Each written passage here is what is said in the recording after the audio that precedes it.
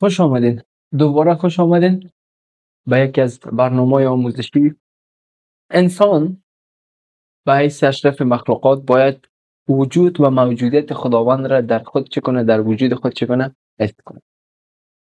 متاسفانه امروز ما در جامعه و شرایط زندگی میکنیم که از دیگر انسان ها کرده مسلمانان ناامیدتر، بی انگیزه تر، بی برنامه تر، خسته تر میباشد.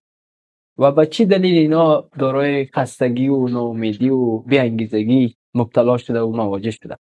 امروز ما میخوایم در مورد این صحبت کنیم که چرا انسان ها، مخصوصا مسلمان ها، نسبت به دیگر اشخاص مبتلا به مریضی تحت عنوان بی‌انگیزگی و بی‌هدف بودن، افسردگی و ناامید بودن شده است. به خاطر چی؟ به خاطر که اونها ارتباط خود را طبعا با خداوند که خالقشان میباشه چی کردن؟ قطع کردن. ببینین دوستای عزیز که ما براتون چی موضوع رو میخوایم امروز روشن بسازم. انسانی که در زندگی خود با خالق خود ارتباط مستقیم داره، طبعا با تمام مشکلات زندگی که بالای او میایه روبرو میشه، مجادله میکنه، مبارزه میکنه و هیچ وقت غیر از درگاه خداوند به کسی تسلیم نمیشه. اما کسانی که با مشکلات زندگی مبارزه کرده نمیتونن و بغیر از خداوند به درگاه های مختلفی چی میشن؟ تسلیم میشن. آنها قطعا برای ارتباط مستقیم با خداوند ندارن و ما میتونیم بگیم اشخاصی هستند که با خالق خود رابطه خود را قطع کردن و دچار افسردگی و بی انگیزه بودن و ناامیدی میشن. اما پیام ما چی است؟ چی میخوایم برای شما اینجا موضوع را روشن‌تر و واضح‌تر بسازم؟ باعث یک انسان که طبعا ما میتونم برای بگویم در 6 روز خداوند تمام جهان را ساختن، اما به خاطر ساختن یک انسان مدت زمان زیادتری را مونده، تا ما میتونیم بگویم 9 ماه را مونده تا انسان را به خوبی، به شکل بسیار فوق‌العاده، به شکل بسیار عالی چی کنه، دیزاین کنه و آماده بسازه و میتونیم بگویم که به جهان بفرسته.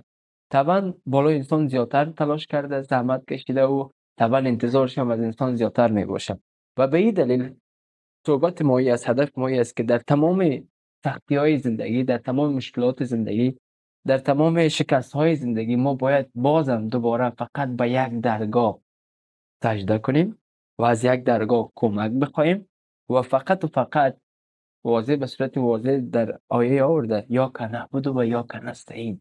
ما میگه تنها تو رو میپرستیم و تنها از تو یاری میجوییم و یاری میطلبیم یا کمک میخوایم. بنابراین نیاز نیست که به درگاه های مختلف ما چی کنیم؟ رجوع کنیم و فقط بودن خداوند در زندگی ما چی میباشه؟ کافی میباشه. اما بودن خداوند را ما باید با تمام وجود چی کنیم؟ حس کنیم. با قلب ما چی کنیم؟ حس کنیم. و طبعا در زمانی که مشکلات می، ناامیدی ها می، خستگی می و حداقل زیاد نه ما میتونیم با 5 ثانیه تمام ناامیدی های خود را، خستگی های خود را، ما میتونیم بی انگیزه بودن خود را چی کنیم؟ کنار بگذاریم. طبعا صبح زود که من از خواب بیدار میشم و طرف کارهای روزمره خود مخصوصا آموزشگاه حرکت میکنیم، در مدت 5 ثانیه تمام ناامیدی، خستگی و میتونیم بی انگیزه بودن خود را کنار میگذاریم و با یک انرژی فوق العاده در عرصه خدمت به مردم و خدمت به خلق خدا چی میکنیم؟ حرکت میکنیم. بنان زیاد وقت نداریم که شما به طور مثال بگین ما وقت زیاد نیاز داریم تا بی انگیزه بودن خود را کنار بگذاریم، شاید یه هفته نشد هفته دیگه ما آغاز کنیم. نه خیر،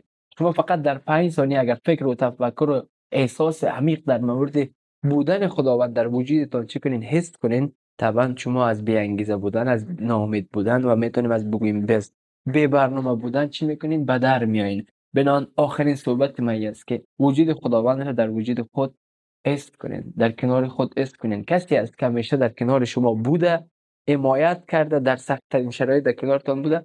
طبعا در یک کشتی که خداوند و کشتی باشه طبعا با مشکلات روبرو میشه، اما کشتی هیچ وقت سرنگون نمیشه. در زندگی که در وجود شخصی که خداوند باشه طبعا انسان با تمام مشکلات روبرو میشه و غالبا بالای تمام مشکلات چی میکنه؟ غلبه میکنه و هیچ وقت تسلیم نمیشه. پس آخرین صحبت من وجود خداوند در وجود خود حس کنین، با عبادت کردن، با فکر کردن، با کمک خواستن و با تمام درخواست هایتون فقط از یک خالق که طبعا خداوند جل جلاله او میباشه که ما را به اشرف مخلوقات چی کرده؟ خلق کرده. سلامت و بخیر و با عزت باشه.